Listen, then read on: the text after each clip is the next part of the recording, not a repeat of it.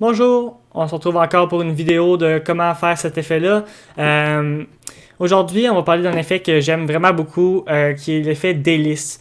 De l'hélice, parce que ça fait vraiment une hélice.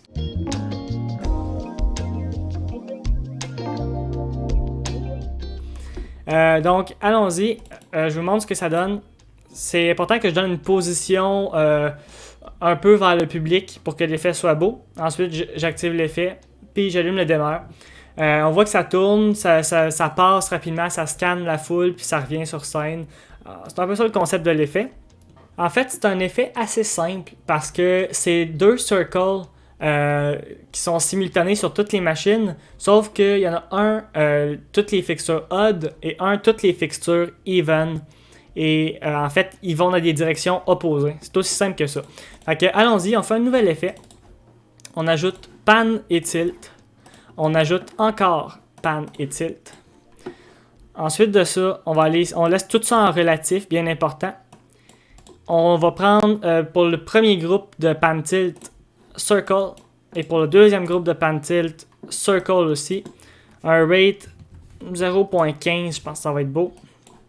Je vais mettre mon Speedmaster de position là-dessus. OK.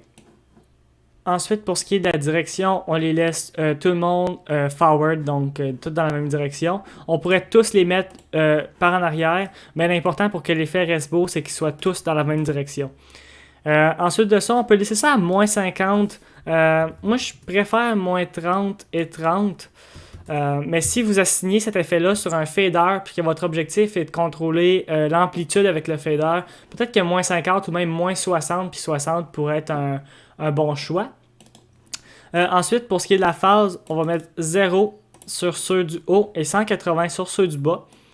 Et pour le reste, on touche à rien. Tout ce qu'il va rester à faire, c'est de mettre interleave à odd pour les deux premiers et even pour les deux derniers. Ensuite de ça, on peut reprendre nos fixtures, les mettre dans une position vers le public un peu et partir de l'effet.